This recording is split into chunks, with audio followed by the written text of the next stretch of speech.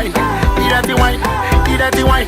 Every girl and yeah, welcome back to the Fix Party by the Fix here. New Start Nice Referee to boy now here with Ari, DJ Burns, Kimmy, Javi, big up on yourself. And our productions, big up on yourself. Right now we're joined by a very special guest. All the way from Ghana. The motherland.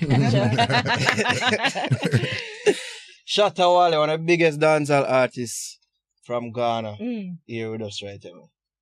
Live in studio. Oh, go on, Shatta. Yeah, I'm there, man. I feel blessed, Thanks for coming. Yeah, man. Thank you too, man. People are like, I didn't know he was here in Jamaica. So, I mean, and it's Jamaicans saying that I didn't know he's in Jamaica. Like a thief in the night. Well, I would say Jamaica is my fatherland, So, man, I'm happy to be here, man. I'm feeling good. Great. And you're a dancehall artist, and you're a mega star dancehall artist. More than, what many people here in Jamaica, where it's born, bred, raised. You've reached such heights. I mean, I'm just reading that you're supposed to be performing in O2 Arena with several other African artists as well. So what is that though? Well, I feel it's the hard work, I think Shatta Wale has been working so hard in Ghana to really, get the African market to understand, the dancer journey, So I believe it's my hard work that takes me to all those platforms. Yeah. Just speak a little bit about the concert that's happening. What is the name of it? Ghana Meet Niger. Right. Yeah, man. It's actually something that Ghanaians do every year. And I've been on Ghana Meet Niger for like 5 years, and it's been great. I was crowned, the best, dancehall performer in Ghana. Right. That was about a month ago. Yeah. Yeah, man. And is it Nigerian Entertainment Award and you were the winner and they're saying like non-Nigerian? Like the winner, non-Nigerian. I didn't know that they had to specify that. No, but it's a competition, every year. Yeah. So I think I took the overall best, dancehall artist, and it was great. Yeah. For the people that aren't familiar though with the dancehall scene in Ghana, tell them what's that like though in Ghana, Africa at large. Well, I'll say dancehall in Africa is a bit, it was a bit scarce, because people didn't really want to, patronize to, the vibes, because they think, sometimes when we want to do the music, we do it more like the Jamaicans, but, I decided to, bring out a formula, and that formula was basically to just make it sound simple for every African to really understand what the Jamaicans are really trying to say. So basically we try to, mellow, some of the vibes, take it on a low cause, because most of the times the pronunciation and how we pronounce things in Africa is different, So I decided to, cut out to setting ethnicity groups, talk about Tree, Yauza, Gan, just to mix it and fuse the Jamaican, language into it. And I think it's been great now, because everybody, when you talk about dancehall in Africa, people talk about Shatta Wale, because I believe I have, all the people from South Africa, Zimbabwe, everywhere like Gabon, Gambia, patronizing to my stuff, all because we've tried to put dancehall to the simplest form for Africans. So dancehall is doing very great in Africa. I just need for you to explain to me.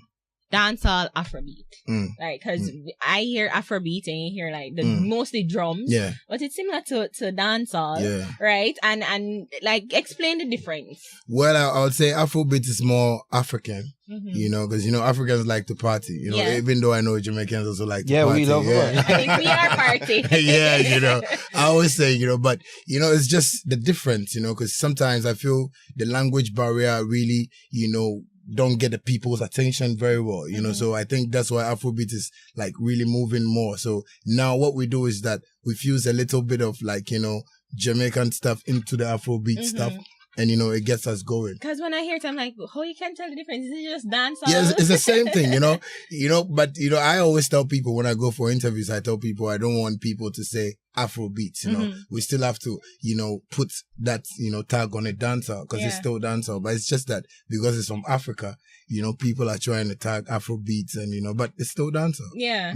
And what, for me to personally, international, meaning the US and, other mainstream artists always seem to take from the Afrobeat and the dancehall. Like, how Ghanaians and I guess Africans at large, how you feel when somebody take it from you, the beat, and trying to incorporate it with hip hop? You know, like how is the feeling over there? Because we have a little. Yeah. Well, you know, sometimes I feel proud that, you know, people outside, you know, are loving what we're doing and they are really patronizing to, like, you know, the works coming from Africa. So I feel it's a step, you know, for, you know, artists in Africa to know that we can also get to the mainstream, talk about, like, you know, the American markets, you know, the Jamaican markets and stuff. So I believe it's one thing that, you know, I really love to see, because I want to see Jay-Z run on an Afro beat.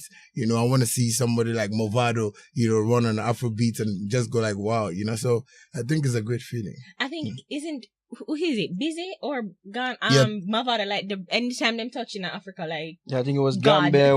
Gambia, yeah. Performed to audience of 40,000. Yeah, you know. No, it's crazy. When like Jamaican artists come to Ghana, it's like mad.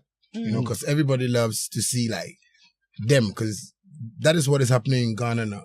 You know, I don't know much about other African countries, but I know Ghana is, like, strictly a dancehall, you know, country right now, because I am the first dancehall artist to win the Artist of the Year in Ghana. You know, like, I opened doors for, like, artists like Stonebwoy, you know, a couple of artists in Ghana, you know. What about Patoranking? Yeah, Patoranking is from Nigeria, but he does, like, more of, like, Afro. Okay. Yeah, but he fuses it with, like, dancehall. Yeah, you know, but in Ghana, we run it. You say you're the first dancehall artist to win that award. What type of artists usually win that award? Mostly because of, you know, the system. Ghana was, like, into hip life, like hip hop music mixed with high life, you know. But when Shatta came out with his stuffs, you know, I think it turned the whole country around, you know, because people. He's talking to himself in the third person. He's a true dancer.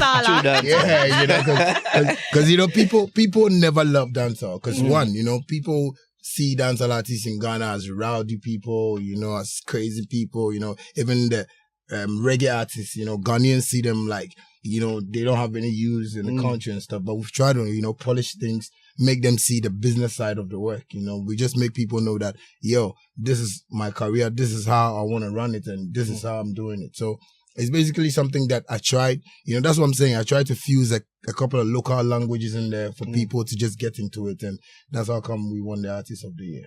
As you say, so apparently Shatta Wale is known for being very outspoken and man, like a Jamaican.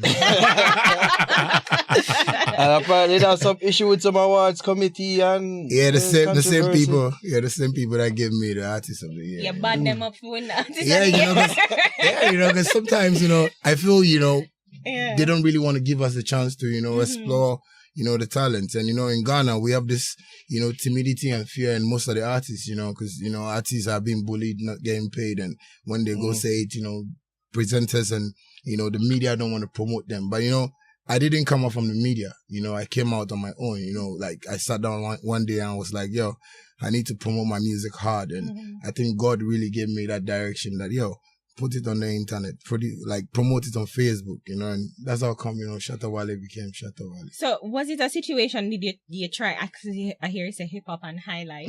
I don't know if that's... hip life. Hip life, okay. And do you try other genres and then you just so happen on dancehall, or was it that you started out as a dancehall?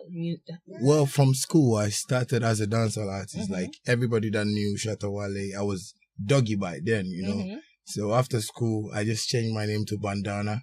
Yeah, and, you know, I started doing what they were doing because I felt, you know, I needed to fall into the market of what, you know, Ghanaians really love. But I was also doing dancehall in there, but they weren't getting the picture, you know. So I think after Bandana, I went back a while, like, you know, got my studio equipment, started, you know, learning how to produce beats, you know, and came out with the name Shatta Wale, you know. So that was when I started like hitting hard on the dancehall, and, you know, things just changed. So it wasn't that I didn't start with dancehall, I started with dancehall. Okay. Was there a moment for you, like you hear a certain song or a certain artist and say, yes, I love that. I want to do this. I love dancehall.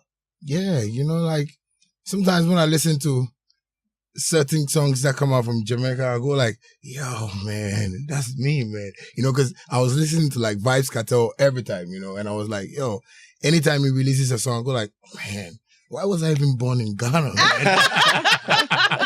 sure it's not that bad. No, but because my dad, you see, my parents knew how I grew up, Yeah. you know, and you know they knew I loved like CJ Louis, Shabba Ranks, you know, all them people. But I felt, you know, I really wanted Ghanaians to really understand that type of, you know, music, because you know people feel maybe it's just boom boom boom boom, but like, you know, sometimes when you listen to dancehall, you get certain vibes, you know, motivational stuff's in there. So anytime I listen to some artists in Jamaica, I go like, no, maybe I need to come and stay in Jamaica, learn a couple of things, and you know, start, you know, marketing myself from here. But you know, I'm a Ghanaian, I can't run away from that. Yeah. But all I can do is teach my people, and that is what I'm doing now.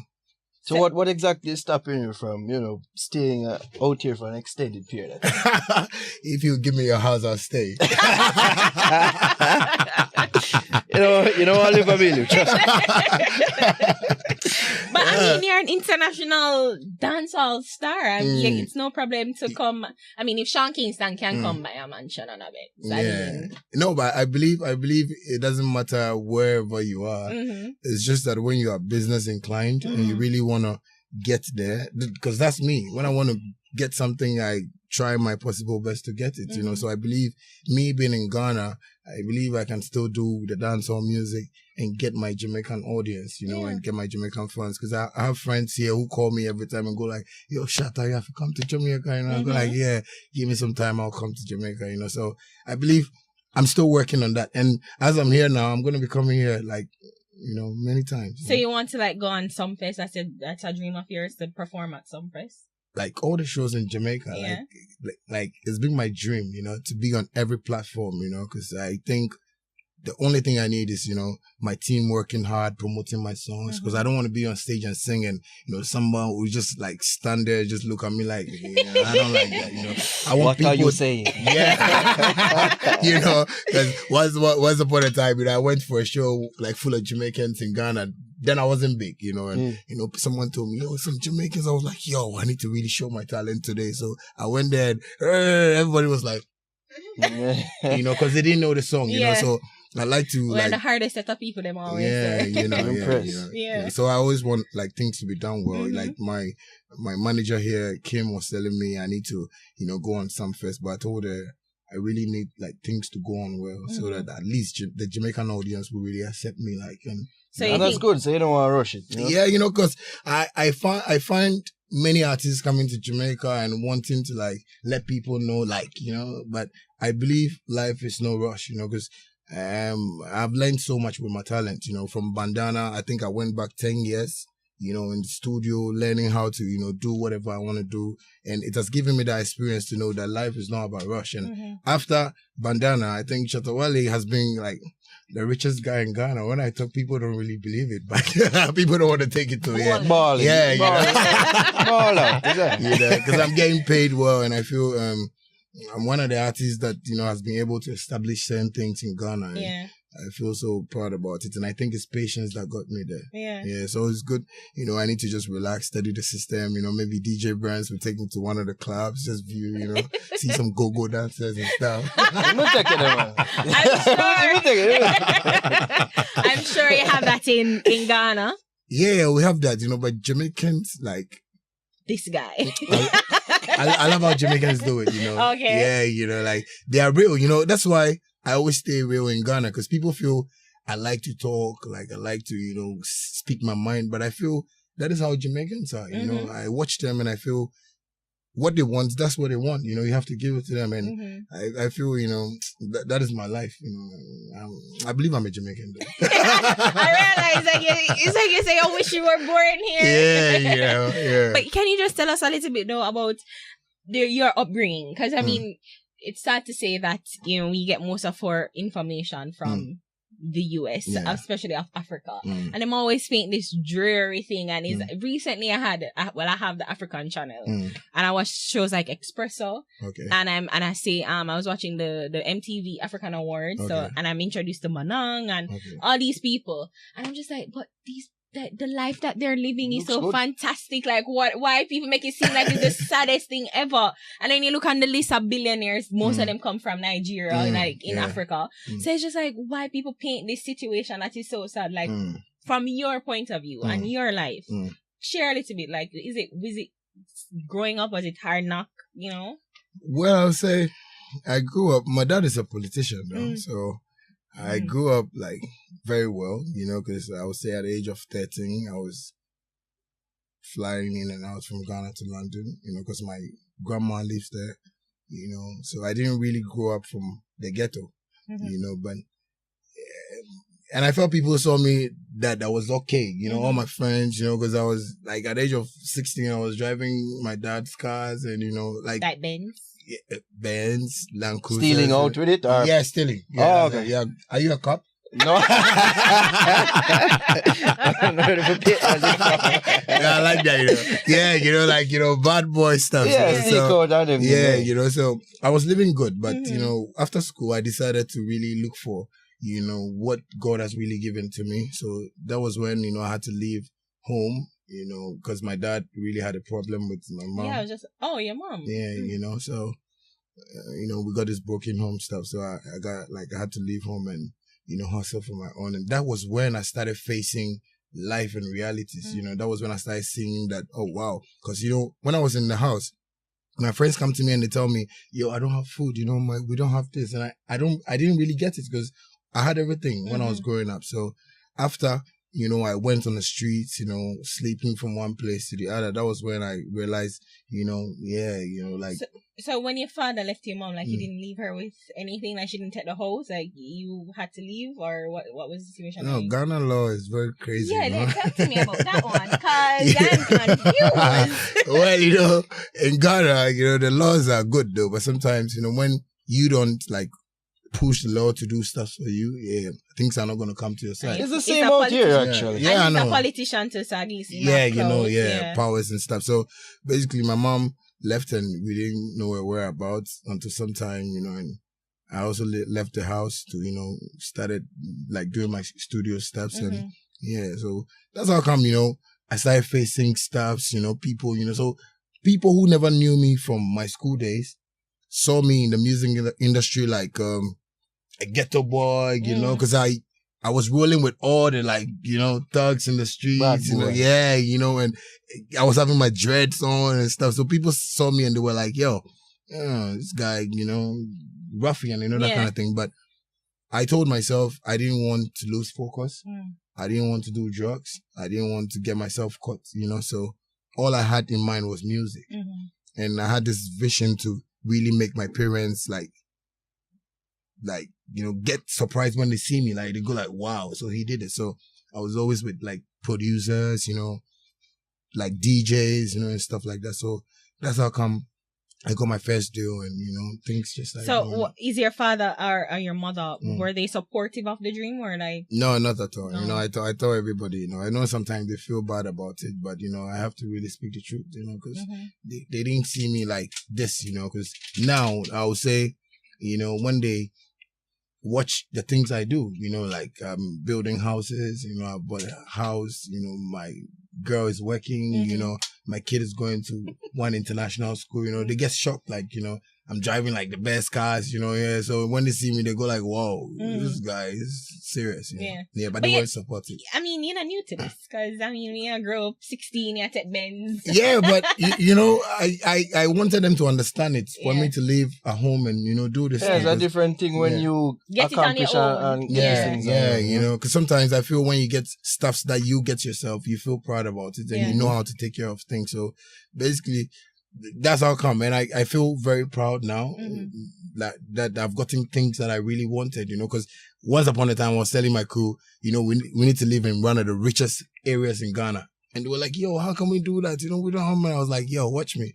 It's the music. Yeah. And now, you know, like all my friends, like, not my friends, you know, I don't have friends. I have a crew, like 8 set of, you know, boys that, you know, we work together, you know, including my management team and stuff. And we all are driving like good cars, like, have some good bank accounts. And that's my main aim. Because I want to be a part of your crew. Just never ask if you can let me when I can. Just man. So, like, so you're trying to make international, local Jamaican connections. Like, are you working with any name brand producer, or did you work, or have you worked with any name brand producers that we know of? Like we would. Well, I think I started working with Damage, courtesy my management here. I've worked with like YGF, I've worked with Sean Storm. I think a couple of them, I think I wrote them. Let me just say it before they come looking for me. I think Black Sheep Music too. Yeah, okay. Silverbird.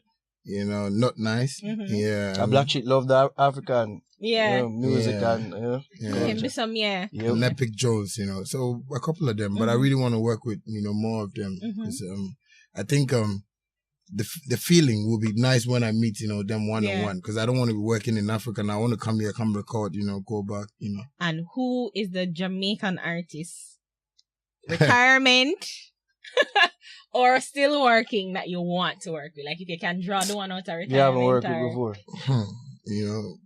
I know when I not say Carter be in a jail. but I love Vibes Cartel. I love every Jamaican artist, but I feel I love some of them who are on the mainstream, because I don't just love them because they are in that line, but I feel they really know what they're doing, because when you're an artist, you need to know that this is business. This is how you want to work. But some artists want to work and just, put their chains on their neck and, wear what, and we all know some of them are fake, but they still want to wear it. That's how some artists see themselves like. But I want to work with people like that, like Alkaline came to Ghana. I had a song with him. Yeah. Yeah, they're on the ATM remix. Yeah, because I'm trying to work with them because I feel they have that business mind, to, because most musicians are just on stage every time, but they don't really know that, this is business, at least when you're getting paid, how to, sort yourself You can't out. tell say you're a real politician, because you're just about the business. Yeah, I love business. Yeah. It's all about the money. Yeah. It's important, yeah, man. Oh, he did land that collab though, Alka. When he came to Ghana, we had a chat and he was like, he has a song that he wants us to do. And I was like, I'm ready for it. Cause, people love it. When he came, I even told him he has like Wally performance in Ghana. He was like, am I sure, but on the day of the show, that was when he saw that, Ghanaians really love his music and stuff. So after we just exchanged numbers and he told me he was going to send me a reading for us to, do a collab. I was so glad about it. And I respect him for that, Well, Shatta Wale, give thanks for passing. Wait, I want to ask him, so I do my little research. Oh. So I kind of want, get a little mix up and sing in. Stone Boy's wedding. Like what? When you Google Shatta Wale, that's the first thing that comes up.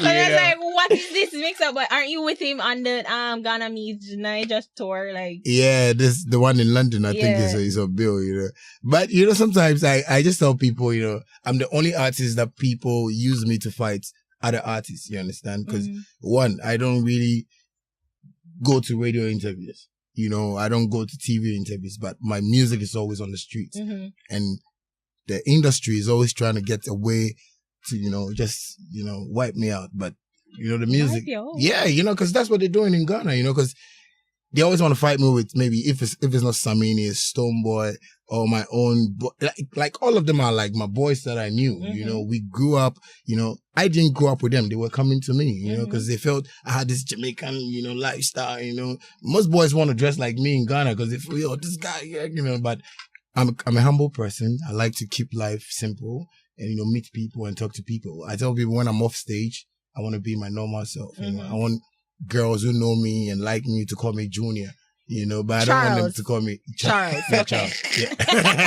Yeah. So basically, they just fight me for no reason. Like Stoneboy's wedding, but I don't know how come this whole thing came into my line, because and his wife is a doctor and my wife is not a graduate. I was like, I don't need, he should have given me an invite. I would have come. You know, but Ghanaians just want to twist the whole thing, go like Stonebwoy is marrying, you know, Princess Diana's ancestor or something. Yeah.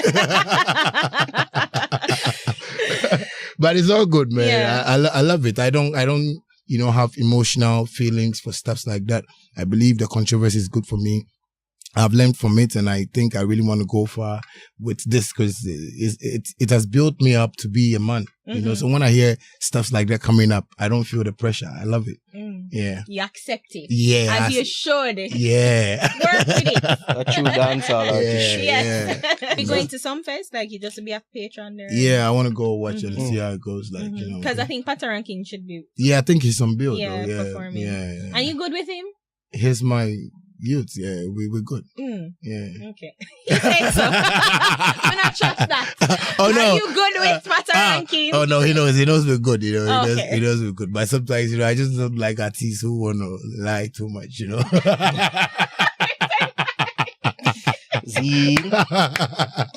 No, we have to be real, you know. True. Because, you know, one thing I've studied in Jamaica is that, you know, when you lie to your friend or your brother, like, he sees you like a snitch. Yeah. True. Yeah, you know, so I always want to be real with people. But, you know, Africa is full of lies. You know, somebody want to come to you and impress you and tell you things. Well, unknown for scam. Yeah, we kind of have that stigma in Africa that's full of scammers. And, yeah. So, I guess it's partly true. Well, I'm saying we scam too. So I don't know. No. Anyway, it's everywhere. Yeah. Africans, yeah. We love money, so anyway. Burns, you have Ayo.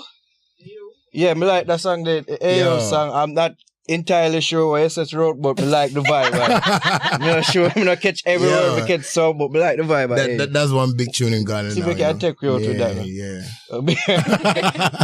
Big up to Shatta Wale. Tell people respect. them can follow you. Yeah, man. You know, so I think you can follow me on Twitter, Shatta Wale GH, Instagram, Shatta Wale Nima. Nima spelled Nima. On Facebook is my real name, Charles Niyamamenta. People can follow me and just, you know, listen to my vibes. And, you know, I really want to get the Jamaicans listening to me. So, yeah, Jamaica, I'm here, man. I love you. They will after this. Shatta Wale, it's a fix. You've reached the end of the interview. Or survive, whichever. Or survive. Yeah. All right, so don't forget to subscribe using the logo button over there. And please remember, you can watch all the other interviews over there. Follow us on all social media channels at Nightly Fix. And please remember to give this video a big thumbs up. And don't forget to drop a comment telling us to go suck our moms as well. Or call you a batty boy. Whichever floats your boat, whichever. Whichever. Yeah. Bye.